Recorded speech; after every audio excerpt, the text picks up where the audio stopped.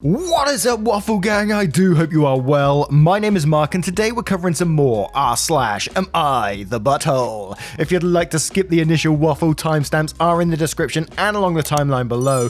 But if you are new here, please consider hitting that like, that subscribe, and maybe that notification bell too, as it all really helps out our channel.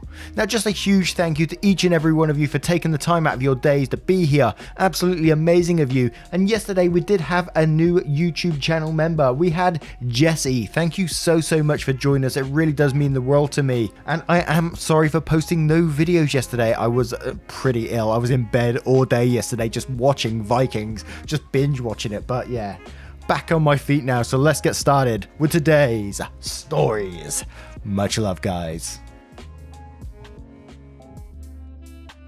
Now, our first story comes from Shake Throwaway. Am I the arsehole for not accommodating an autistic co-worker? So I personally feel like I'm not in the wrong, but the little voice in my head keeps telling me that maybe I am. I, 28 female, have been working for the same company for just over 2 years now, and I really like my job and all of my workmates. I have this habit where I drink a breakfast shake every morning.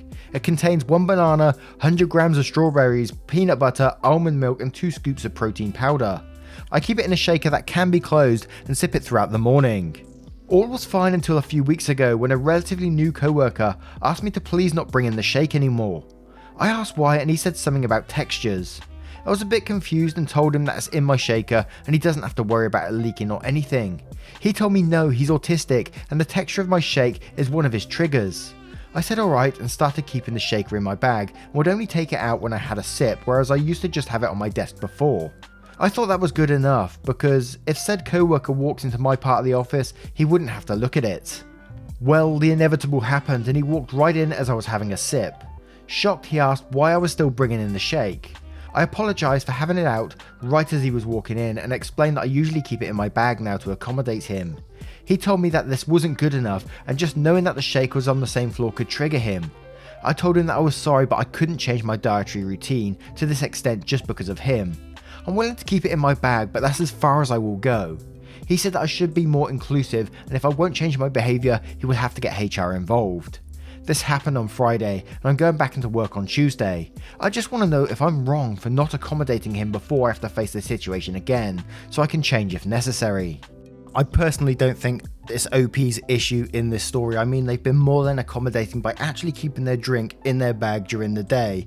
And for the person to say that, you know, knowing it's on the same floor could trigger them sounds a bit extreme, like overly extreme. Like, I'm not sure. I might be totally wrong there. So I'm sure you will correct me if I'm wrong. And I'm sure a lot of autistic people are going to be in the comments below. So we're going to head straight there to see what they say and hopefully get some clarity on this.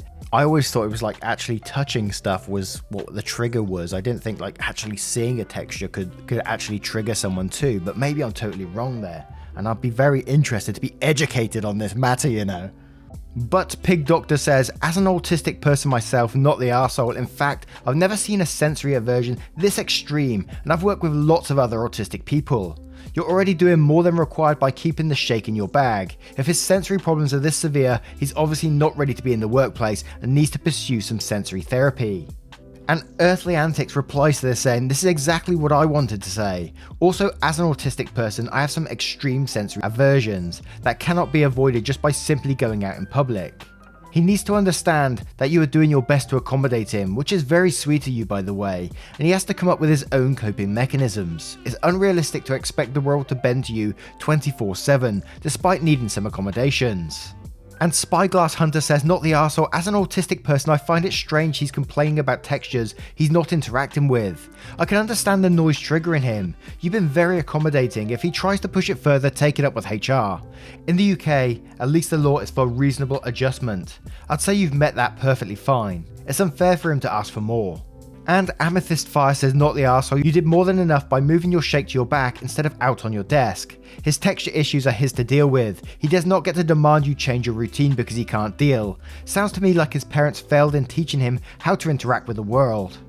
And Ask Aspie says, not the arsehole, I have autism. I can't touch velvet due to sensory issues. If I worked with you and you decided to bring in a velvet thermos for your shake, I wouldn't give a shit because I don't have to touch it. Your co-worker is being entitled. He doesn't have to touch your shake, so it shouldn't matter if it is something he can't touch. Now, I turn this one to you guys. What do you guys think of the situation? And do you think that OP should do more to accommodate, or do you think they're doing enough already? Let me know in the comments below. And our next story comes from a throwaway account. Am I the arsehole for not serving my wife breakfast, lunch and dinner when she demands it? About 6 months ago, my wife and I decided to split household duties. Totally her idea. I'd been cooking a lot and she basically said she hated cooking and figuring out food, and if I kept doing it, she'd be happy to take on the majority of the housework / cleaning. We tried it and thought it went well, so we kept doing it. Easy enough, on to the issue. I've started cooking in bulk. On Saturday and Sunday I make one giant meal each day in our Instant Pot and portion out the remainder of the food into serving sized Tupperware, basically meal prep. I've also stocked the fridge each week with lots of jellies, meats and cheeses, and the pantry with lots of snacks and bread for quick sandwiches. Now during the day she'll randomly come into my office and tell me I'm hungry and want me to make her food. I tell her all of the sandwich options and all the leftovers that will take her 2 minutes to heat up, and she just rolls her eyes and leave, which I think is rude. We got into an argument yesterday where she told me I'm not holding up my end of the bargain. She wants breakfast, lunch and dinner and snacks served to her throughout the day. I told her that if I'm making myself lunch or dinner, I will make some for her, but I'm not going to drop everything to stand at the microwave for 2 minutes when she's capable of doing that herself. I don't tell her when I think something needs to be cleaned, you know. Anyway, she thinks I'm being a jerk and I think she's acting childish. Am I the arsehole? And there's a couple of updates on this post as well, which we will serve after the comments. But I do think we should head straight down to the comments because, you know, they've deciphered some of the stuff there and they've realized that there were some comments that had been left out and things like that. So we're going to start off with Trick Donut 6295 saying, so based on the comments made by the OP, a few things were left out. 1. Your wife just had a baby a few months ago. She's doing all the childcare, all the cleaning and all the laundry. You take care of the dog and remove garbage and recycling. 2. You're both working from home. 3. You cook 2 meals in bulk, one on Saturday and one on Sunday. The rest is sandwich fixings. You figured out a way to game the system, congratulations. Instead of picking up the slack and helping, say, keep the kitchen clean or doing a bit of childcare, you're on Reddit asking if you're upholding the letter of your agreement. You are, if that's what you want to hear. You're just not holding up the spirit of the agreement with a woman who is taking care of your house and child while working from home. That makes you an arsehole, a colossal one at that. You're the arsehole. And 3 for a girl says, info, are you saying your cooking is basically providing a bunch of portions of the same thing to eat every meal all week? Because if so, you're the arsehole massively. That's a crappy way to treat your spouse. Here you go darling, have a bowl of the same thing you had the last 2 nights. And I'm not surprised she feels cheated. It's not actually hard to make a damn meal every night. Get one of those roasting tin books. Prep takes 15 minutes max. You get a healthy varied diet. Edit in response to your question, yes, you'd still be the arsehole because you'll be saying, hey, you know the one job that you really hate I agreed to do? I can't be bothered to do it properly, so I think you should do more of it. Just learn to cook before your wife realizes how little value you bring into the marriage. And Check34 says, hold the phone. You cook in batches for a few hours a week, take care of the dogs and work. She does all the other cleaning, provides all childcare for a newborn and works. You're the arsehole, buddy. Edit, upon further consideration, you're the arsehole times 2. Once for this situation, and again for the people who answered early on, who are getting downvoted for trusting your original info. Right, now let's head to the edits to see what they gotta say. So edit, okay, lots of people think I'm the arsehole here, which, after defending myself and still getting told I'm the arsehole, I'm willing to accept. New question, will I be the arsehole if I tell her I want to go back to how things were, where we both clean and both cook? Thank you. Sounds kind of spiteful to me. Edit 2, I'm definitely an arsehole, thank you all, really. I plan to change starting now. I got my ass handed to me and I deserve it. I've been acting shamefully. Final edit, I've noticed an uptick in the not the arsehole comments and I don't want anyone to get downvoted because they didn't see my comments. We also have a newborn that she's been doing 95% of the care for, as well as breastfeeding. I should have mentioned that in the original post. That you should have, my friend. Now I turn it to you guys. What do you guys think of this situation? Who do you think is the arsehole? And do you think he would still be the arsehole if he said, new question, would I be the arsehole if I tell her I want to go back to how things were, where we both clean and both cook? It sounds like it almost wants to do it out of spite. But what do you think? Let me know in the comments below. And our next story is from Cello Bay. Am I the arsehole for snapping at my classist roommate? I live in a house with 3 other people, all students. Last week one of our toilets got really clogged up, to the point we could not fix it by ourselves and had to call a plumber. The plumber came and was working on it for an hour, for which he charged us €50. Since then, one of my roommates won't stop making comments about how expensive that is, and that a plumber has no right to charge so much since he didn't go to college. The last comment on a long list of them was, if you can charge €50 an hour for fixing a toilet, why are we even studying? After this, I couldn't hold it in anymore and finally snapped. I told her I think €50 is more than reasonable price to deal with your literal shit. You can start working as a plumber right now if you think it's such a great deal. Nothing is stopping you. Now she won't speak to me because apparently I disrespected her, and my other roommates insist I should apologise because that was unnecessary. Am I the arsehole here?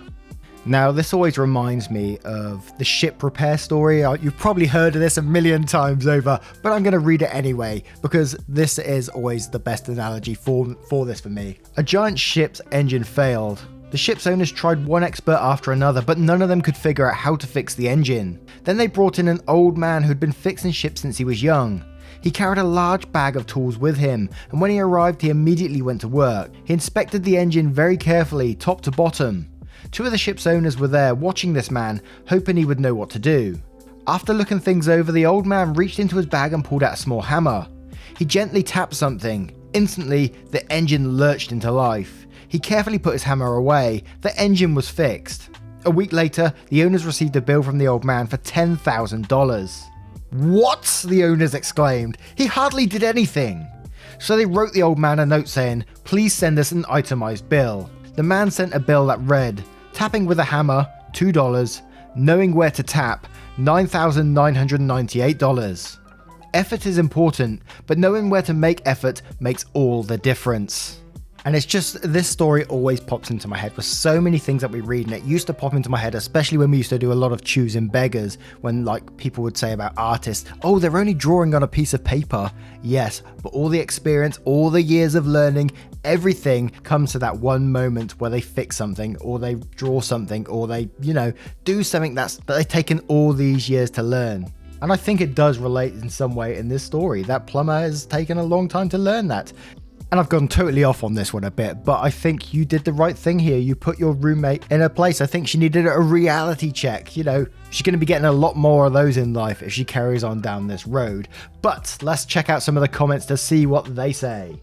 With Laffy Blue saying, not the arsehole. If she is only realising now what people with a trade earn, she has led a very sheltered life. They have a different education, not an inferior one. People who work with their hands doing essential services are what keep our world ticking over, and the sooner she realises it, the better. And Comparative says, giant not the arsehole, your roommate needs a reality check. People deserve a fair wage regardless of their academic achievements. She sounds super bitter and entitled. And Duck with an Egg says, not the arsehole, and you are absolutely correct. His skilled labour is worth the money. If it wasn't, then she could take the €50 payment, do it herself, and end up significantly longer to do a worse job at a higher cost. And as P perhaps says, not the arsehole, how did you disrespect her? Edit, it's a rhetoric question, you don't need to answer it.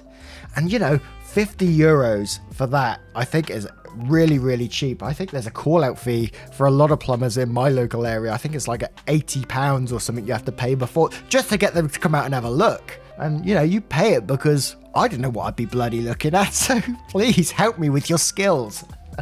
Now, I turn this one to you guys. What do you guys think of this situation, and how would you deal with that roommate? Let me know in the comments below. And our next story is from Girlfriend Came Out. Am I the arsehole for telling my ex-girlfriend I can't just magically be okay with things and process them after less than a month?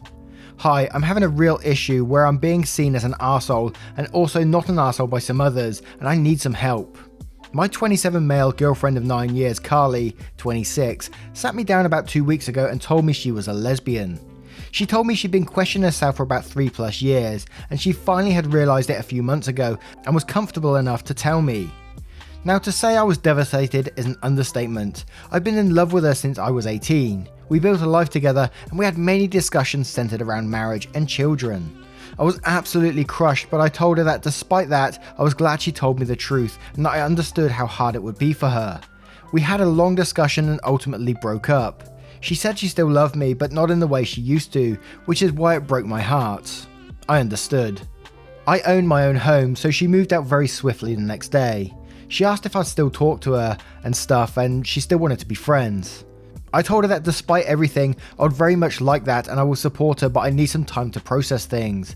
I simply said it's because that whilst I think it's wonderful she can finally be who she really is, we did date for almost a solid decade and I can't just get over that in a day. She simply said okay and went to her parents' house. It's been really hard. I've been crying constantly just trying to figure out why, and just, I guess, generally wondering when she stopped loving me, and I'm pretty depressed. I've also in this time been receiving messages from Carly asking if I'm okay, and she keeps wanting me to talk about what happened. I've been ignoring her, but last night after what I felt like the millionth time of her pressing me to talk to her like normal, I called her. I was pretty blunt and said it would take me more than 2 weeks to be okay. I said something like, I told you I needed time. It's great you came out and I support you, like I said, but you need to understand that up until 2 weeks ago I thought you were going to be my wife and the mother of my kids. I know your feelings have changed, but mine haven't. Please just leave me alone until I figure things out. Well, I don't know what happened, but some lines have been blurred. I received a message from Carly's sister-in-law saying I'm being homophobic by ignoring Carly because of her being a lesbian and that she needs support. Her mother has called me an arsehole for abandoning her daughter going through a hard time. I've talked to my buddy about this and he says I'm not being homophobic or abandoning anyone. I'm just taking the time out for me. Am I the arsehole? Absolutely not the arsehole in this situation. I know Carly's going through a hard time, but let's go back to like the second paragraph in this story where she says she's been questioning herself for 3+ years and then she finally realized it a few months ago that she was a lesbian, and now she expects you within 2 weeks to understand and accept it. And then what's she been telling the sister-in-law? What's she been telling your sister-in-law to make her think that you're homophobic when you're not at all? You said you will support her, but you just need this time for yourself to understand, because as you said, you thought she was going to be your wife, the mother of your children, and then this happens and turns your whole life upside down. She needs to understand too and support you as much as you're supporting her. She sounds like she's, although yeah, in a very troubled time right now, is also being incredibly selfish at the same time. But BFub14435 says, not the arsehole. It took her 3 years to figure out her feelings and yet you're supposed to be fine with your life changing overnight. This doesn't make you homophobic, this makes you heartbroken and grief-stricken. I never get why when people don't get their way they think it's a good idea to get others to bully someone. If in time you want to be friends, you can try after a breakup, unless there are kids involved. You owe your ex nothing. I'm sorry you are hurting OP. And Photos Beer and Teach says, not the arsehole. Carly is being really disrespectful and ignoring your boundaries and emotional needs. She didn't do anything wrong by ending the relationship, but now she needs to respect your wishes and leave you alone. The person you break up with is not the person you turn to for support for processing the breakup. And Pippa7099 says, not the arsehole. Oh my god, 3+ years. That's so long and so unfair on you. She basically lied to you for 3+ years and you weren't even rude to her. I think you would have been justified in being even more angry. Nor were you homophobic. I can't believe she strung you along for such a long time when she knew she was questioning, even if she'd just been questioning for a couple of months. I think your reaction is reasonable. She is the arsehole for keeping it from you for so long. Edit, I'm aware that questioning can take a long time, however the ex-girlfriend is still an arsehole. She should have broken up with OP if she wanted to take the time to question her sexuality. What she did was selfish and benefited her, not OP. Anyone who thinks otherwise is clearly not thinking about OP's feelings here and is only sympathising with girlfriends coming out. 3 years is too long to stay with someone while questioning. Take as long as you want to come out, but don't pretend to be straight to your boyfriend for 3+ years. Now I turn this one to you guys. What do you guys think of this situation and how would you have dealt with it? Let me know in the comments below. And our next story comes from Mama Throwaway. Am I the arsehole for allowing my fiance to be at my house while I'm on the phone? When my daughter Avery was 17, I started dating my then boyfriend, now fiance Stephen. I'd been friends with him for a little bit of time and Avery had met him once and said that he seemed nice and was into me. Guess she was a good judge because a year later Stephen and I got together and the rest is history. Avery's relationship with him has been rocky to say the least. I have 2 sons, but they were adults when I got together with Stephen, so didn't have much input. Avery was a minor and we were very close, so she was always around and began disliking Stephen for no reason. She said he was being rude to her when he was only giving her helpful tips. She would comment on my relationship with him too, and how he treated me, which I thought was inappropriate. They can never see eye to eye when it comes to issues pertaining the world, which I don't get into because I don't have the knowledge. What I will say is that Avery is only 21. Stephen has always tried to be kind as he can be, but she still doesn't like him. The other day, I had her on speaker while Stephen was in the room, and he heard her ranting about some boy, so he gave her some pretty solid advice, but afterwards, she got quiet and said she had to go. I thought she might have just been disappointed to hear the truth from a man's perspective, but later on, she called me asking why I hadn't told her Stephen was there. I said I told her that Stephen was at the house that day, and I told her that she was on speaker, so I don't know what she expected. She said that I should have told her that he was in the room, but just don't agree. Stephen and I are a team, and he shouldn't feel like he needs to announce his presence when just walking around. She then went on a tangent about how I'm a coward and always take a man's side and how she doesn't respect me because of that. I told her that he was my fiance, not just some man, and she was being absurdly rude. I did tell her I wouldn't put her on speaker anymore though, and she said don't worry about it because she wouldn't call me with her issues anymore. Then she hung up and hadn't spoken to me since. My sisters and parents think I'm right, while my sons are both pretty mad at me too. They are very protective of Avery. I'm just confused, was I the arsehole here?